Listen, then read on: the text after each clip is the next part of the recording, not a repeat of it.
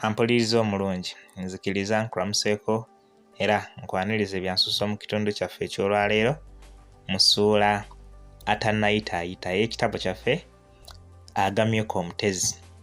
Nzijukira nga nabategeeza nti erinnya lino lya lugero oluggwayo nti agamyeko omutezi n'akasolo. Lwennyonnyola lwokka si weewaawo weewaawo. Wabula nga sinaba kutandika mu nsuula yaffe eyo, mbasaba neera munzikirize mpiseewo akalango kano. Erinnya lyange nze Musoke Simon Gala. Abamu muyinza okuba nga mubadde temulimanyi naye lyeryo Musoke Simon Gala. Nga ndi muwandiisi era ebitabo ebimu bye tusomedde ku channel eno byange okugeza ng'ogwalo Nkeesa Lukya, ekisooka n'ekyokubiri, ekkata ly'olugendo, ensi y'okwejjusa, singa obadde ggwe, nga nze muwandiisi waabyo okuva gye biva okutuuka gye bifundikirira, nga nze muwandiisi waabyo.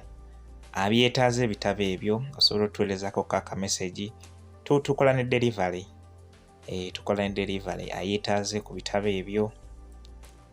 Nateekayo enamba yange mu description oba enamba zaffe mu description eya WhatsApp. In fact zonna ziri ku WhatsApp, gy'osiime gy'oweerezaako aka message oba okutukubirako ku nnamba ezo n'ogamba nze gundi nandyagadde ekitabo bwe kiti, n'oba tokyagala nnyo naye nga bandyagadde okutuwagira tusobole okutambuza emirimu, tusobole okugula data n'abaweereza, tusobole okugula okukuba ebitabo ebiwerako, tusobole okutugulako ku bitabo ebyo.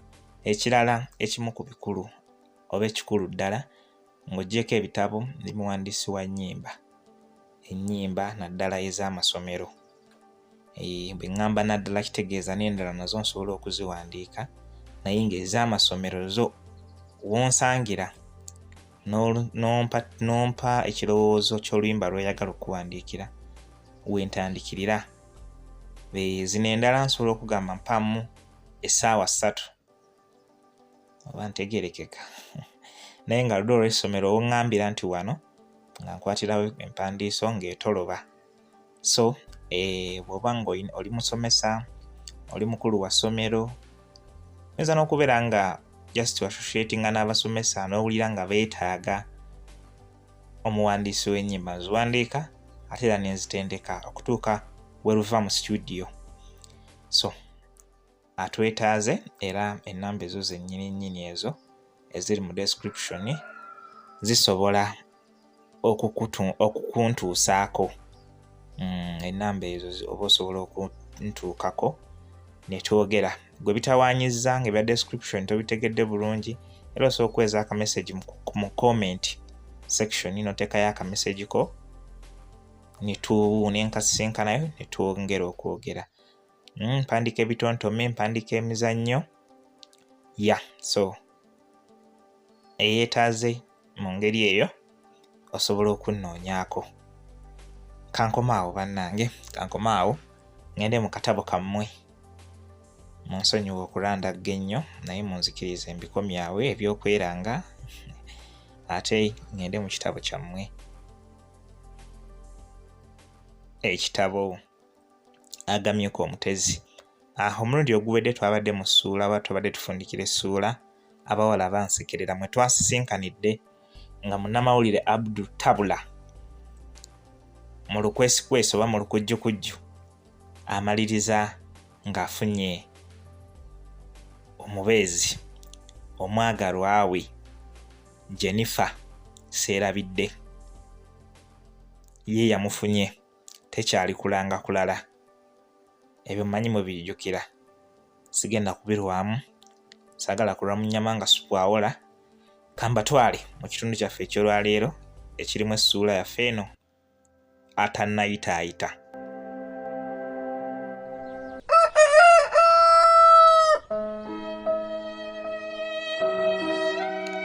Amawulire g'okufa kwa Sebastian Semweya gaatukuba enkyukwe wamu n'okwongera okwewanisa abantu emitima. Semweya ye yali omukulu w'essiga lya Mugalu eggunda mu kika ky'Empindi. Ku bukulu bw'ekika yali yagattako n'okukulembera ettabi ly'ekibiina kya UDC ekyali kivuganya ennyo gavumenti ya Ddubya. Yali musajja ateemotya era atanyigirwa mu nnoga wadde ng'emyaka gyali gitandise okumuwuubira akatambaala. Ssemweya abatuuze b'oku kyalo Lubumba baamusanga nkeera ng'ajjiridde mu nnyumba ye mwe yali asula yekka nga mukyala we bulya amaze okufa. Abantu baatusuubira okuba n'obukugu obunoonyereza ku ttemu lino nga bulijjo wadde nga tetwali basirikale. Waliwo abantu abaatutuukirira ne batubbirako nti mu Ddimansi eyo omugenzi mwe yattirwa Meeja Kaberenge ne basajja be baalabikako mu kitundu ekyo.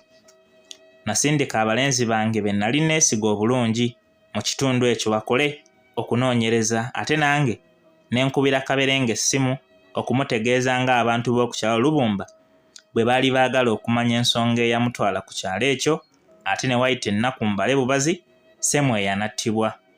Ku luno Kaberenge teyamboggokera wadde okunvuma wabula yantegeeza nti yali ansuubira okuba omuntu ategeera obulungi nti omulimu gwe ogw'okukuuma eddembe n'okulwanyisa ebikolwa eby'ekiyekera tayinza kugukolera mu woofiisi ye mokka.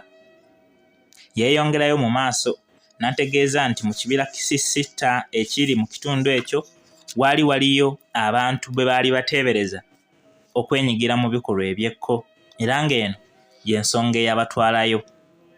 Abalenzi bange be nasendeka okunoonyereza ku ttemu lino nabo baakomawo n'ensonga y'emu Kaberenge gye yali antegeezezza. Oluvannyuma oluvuuvuumo lwayitiŋŋana ku kyalo ekyo nga bwe waliwo baamawale abaalabibwako mu kibira Kisisita. Twafuna endowooza za mirundi 3 ku kuttibwa kwa Ssemweya. Enkaayana z'ettaka, abayeekera abaali baagala okuvumaganyisa gavumenti, Meeja Kaberenge oba n'okuba nti Ssemweya yafiira mu muliro mu butanwa. Tetwamanya bintu ebyali mu kunoonyereza kwa poliisi kubanga yali egufudde muze okutuula kwa lipoota ezikwata ku butemu obw'engeri ng'eno. Ate nga naffe tetwaginenyanga nnyo kubanga si kya tteeka ku yo okufulumyanga lipoota zino. Mu ngeri endala ng'okufulumya lipoota zino nga kiyinza okwongera okukalubya emirimu gyayo. Ekintu ekikulu ennyo ke tutaamanya nti waaliwo omuntu omu eyatukuba buteba n'azuula omutemu eyakoleza omuliro ku nnyumba ya Ssemweya ng'alina ekigendererwa eky'okumutta. Omuntu eyazuula ekyama kino nga ye Lydia Ndibulyawa. Lydia Ndibulyawa yali muwala wa myaka nga 3 era nga yasoma kusiiga bifaananyi mu Makerere University. Bwe yamala okwekaliriza embeera embi eyali egenda mu maaso mu ggwanga n'asalawo okutandikawo ekibiina ekizannya omuzannyo ku buli ttemu lyeyabanga amaze okuzuulako ensibuko yaalyo. Omulimu gwe guno bwe yanogangamu ennusu n'adda ne mu kati ne yeewogoma. Yagutandikira ku kufa kwa Ssemweya era nga ku olwo okuyingira kwali kwa bwereere ate nga kwa bantu bayite bokka. Era nze bwe nayitibwa saategeera nti mwana muwala ono yali antimbye ebbula oba okunsiba ekiwaani ng'enjogera y'omulembe ogwo bwe yali. Ebbaluwa eyampita nayo yali yangeri nga siiti anti yava mu balooya Grace Nakimera and Company Advocates. Ebbaluwa eno yali empita okubaawo mu kisenge nnamba 8 Lucas Hotel ng'ekiraamo kya jjajjange Sebastian Ssemweya kisomwa kuba nali omu ku abo abaalaamirwa okufuna ku by'obugagga by'omugenzi. Mu butuufu jjajjange ono nali simumanyi, nali simulabangako wadde nga nali muwulira mu by'obufuzi. Naye nno olw'okubanga mmanga nzaala yeddira mpindi nasalawo ne ŋŋenda kubanga ebukojja teva mbwa. Ku hotel nasanga ekisenge kikubyeko bugule, amaaso gange gaggukira ku Meeja Kaberenge. Bwe neeyongera okuyisaayisa amaaso ne ndaba nga n'abamu ku basajja be bali awo kumpi, bambega ba poliisi, ab'amadaala aga waggulu nga n'abantu abalala be nnali simanyi naye nga bonna basanyufu bulala. Omuteesiteesi yantuuliza ddala mu ntebe eyali eriraanye eya Meeja Kaberenge. Bwe nali ntudde ne munnange waafuuka entabiro y'amaaso g'abantu bonna abaali mu kisenge. Meeja Kaberenge yampa engalo n'annamusa ng'eno abantu bwe bakuba obukule n'obuluulu n'okubwatula engalo. Kaberenge yayagala okutandika emboozi nange era n'ambuuza nti, owange, ono omuwala atuyitidde ki ffenna wano? Nali sennamuddamu ne wabaawo omuwala omulala eyafuuwa mu muzindaalo, ekisenge kyonna ne kidoodooma. Bwe yamala okutulamusa n'atandika okusoma ekiraamo kya jjajjange Ssemweya, ekyabulako omuntu yenna gwe kyasanyusa. Ettaka ly'omugenzi erisinga obungi yali aliwadde omulenzi omu yekka bw'ati, Yesero Mugalu, mbwe abaana abalala naddala abalenzi baamunyiiza nnyo bwe baamulemesa okuwasa omukazi omulala nga nnyaabwe amaze okufa. Ettaka ery'obutaka bw'ekika nalyo yalizza dda mu mannya ge era nga lino lye yali agemulidde abaana be abawala. Ku kiraamo kye yagattako n'akatambi akaatuzannyirwa era nga mu katambi kano yagamba bw'ati, abatemu abanzise mbamanyi era omuzimu gwange tegujja kwebaka okutuusa abatemu bano nga bakwatiddwa. Mmwe mwenna abatudde mu kisenge kino tewajja kubaawo afuluma. Mbasibidde awo okutuusa ng'omutemu eyanjokedde mu nnyumba akwatiddwa. Ffenna abaali bazze nga tetulina kye tumanyi twatandika okutegeera ekigendererwa kya Lidiya. Yalina abaana be yali atendese mu kuyimba ennyimba ezikungubaga ze baakolobyanga ne zitukwasa ennaku n'okwewuunya ettima ly'ensi eno. Ezimu ku nnyimba zino nga zeezo eziyimbibwa ekiro nga baabya ennyimbe okugeza obw'omu bwa ggereggere n'ekyalya byannange ekirebeza mpina. Baagattamu n'ekigambo temuka kye twategeera oluvannyuma nti kyali kiggwaayo nti ettemu mu Kampala. Twali tukyagenda mu maaso n'okulaba katemba ono ataali musasulire, essasi ne livuga omulundi gumu be pwa. Omutemu yasinziira ebweru w'ekisenge n'akuba Yesero Mugalu essasi. Ono ye yali aweereddwa eby'obugagga ebisinga obungi mu kiraamo kya jjajja Sebastian Ssemweya. Newankubadde nga Mugalu yafiira mu maaso gaffe, tetwalaba ku mutemu okutuusa abaserikale lwe baamugombamu obwala ne bamuyingiza mu kisenge mwe twali. Omutemu teyali mulala wabula ye yali Oliver Kyabangi, omu ku bawala abaakulira mu maka g'omugenzi Ssemweya. Oliver yali mwana mujja na nnyina eyabonaabonera ennyo mu maka gano, so nga nnyina yamuzzaako abaana b'omugenzi bonna ng'oggyeko Mugalu gwe yasanga awaka nga yazaalibwa omukyala omulala. Oliver bwe yatuusibwa mu kisenge yakkiriza nti ye yateekera ennyumba omuliro Ssemweya mwe yali afiiridde.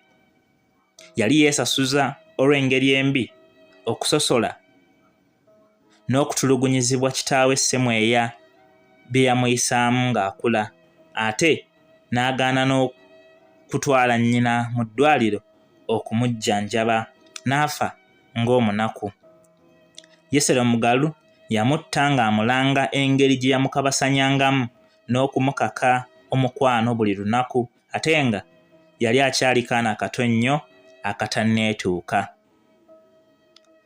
Temuka yafuuka Temuka kubanga poliisi yatandikirawo okunoonyereza ku muwala eyakulira mu maka ga Ssemweya ono era bwe yakwatibwa. Obujulizi obwakuŋŋaanyizibwa bwali bumala okumuwozesa n'okumusingisa omusango. Lidiya yagenda mu maaso na ssaawo ya Temuka buli nkomerero y'omwezi mwe yakolera erinnya n'okufuna ensimbi eziringa obugulu bw'eggongolo.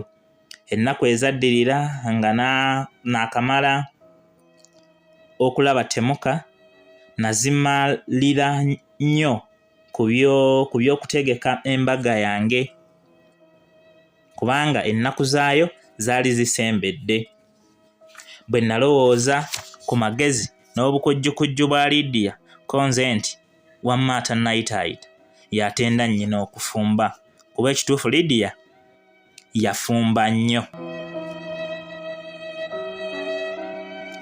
Ampuliriza, bwe tutyo ne tuba nga tutuuse ku nkomerero y'ekitundu kyaffe eky'olwaleero era essula yaffe atannayitaayita awo si yakusukkawo okutuuka omulundi omulala lwe nadda n'ekitundu ekirala mu ssuula era endala nsooka okuyiga ku by'obufumbo. Mubeere bulungi, meraba.